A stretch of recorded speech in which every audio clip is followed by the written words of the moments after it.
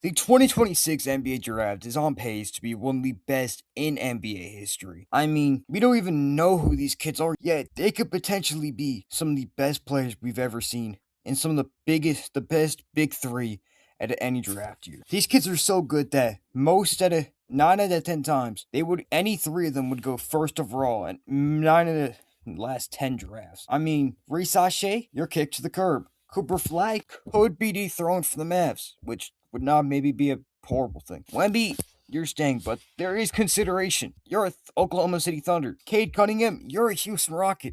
Anthony Edwards, you're Steph Curry's new teammate.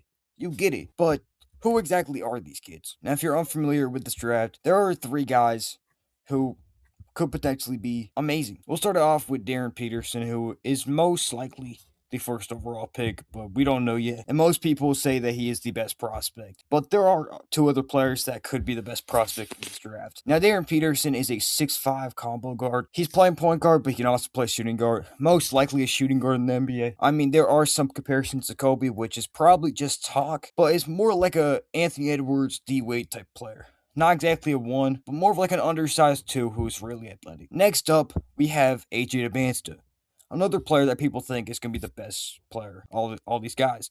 And a player that many people say has the highest potential in the draft. He's a small forward slash wing out of BYU, 6'9", hella athletic, with a silky smooth jumper. Most people think Kevin Durant, but honestly, I think the athleticism combined with the silky smooth jump shot combined with just kind of an all-around game, you could say that is just a young team. And that would be amazing for any team, honestly. I think Brooklyn Nets would be drooling over this kid. And then you have the last player who honestly could be the best out of all three of them, and is most likely the most NBA ready. Cam Boozer, who was once the first overall pick in many people's eyes, but due to just other players jumping him, not really him falling down, he is still, I mean, he's a 6'10 power forward slash center, has a build like Tim Duncan. No, he is not exactly a center, but can play center. Plays well at power forward. He'll do everything that your team wants him to do and more. He can shoot pretty well. He's pretty fundamental. He can play great defense and is a pretty good passer for his size. One of the more winningest players of just this entire draft. I mean, yeah, pretty sure he won like 4 state titles with his brother Caden Boozer. He won 3 Peach Jam titles alongside another top pick, potential top pick. And at Duke is just pretty great. I mean, you could argue that he's the best college player in all of college basketball as a freshman, and that is just insane. Now, we do have a few other players that aren't really considered to be top 3, but are still pretty good. You have Caleb Wilson, one of the best freshmen, and honestly, one of the best young players that UNC has seen in a very long time, honestly. Probably better than Cole Anthony, but he's the 4th ranked prospect in many people's eyes. Then we have the number 1 actual point guard. We have Mikel Brown Jr., who's a 6'5 point guard from Louisville. He is pretty good. He is a little inefficient, but he's a bigger, so he has a potential defensive upside.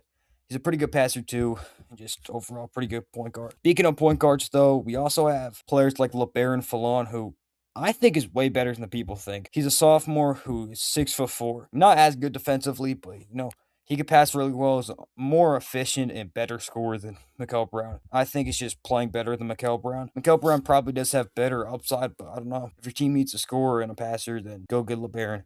You also have Darius Acuff, who is lower than he was in high school. He's projected to be a late lottery pick. Really good ISO scorer and a decent passer. He's kind of undersized and lacks defensive upside. But you also have players like Jaden Quatons, who was pretty young in his freshman year last year. He's not a sophomore. I think he is like 18 right now. A sophomore at Kentucky. Pretty good. And overall, you have so many good players. I mean, you have Chris Sanak, you have Hannes Steinbach. It's just such a deep class because all of these guys have so high potential. And this looks looking like the deepest and yet top heavy, one of the best drafts we've seen in quite a while. I mean, you could say similar or to 2023.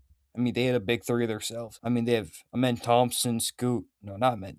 Victor Wembanyama, Scoot Henderson, and Brandon Miller in their consensus top 3. But anyways, I'm very excited to see this draft play out. I've been scouting, doing some mock drafts down on my to go check that out. Doing some videos on this year's rookie 2025 drafts. But anyways, please subscribe because we are on our way to 200 subs before our 6-month anniversary, which is January 21st. So please please like the video so we can get up there before that date. But thank you guys for watching. Thank you guys for letting me just listening to me yet. But I hope you guys have a great day, and I'll see you.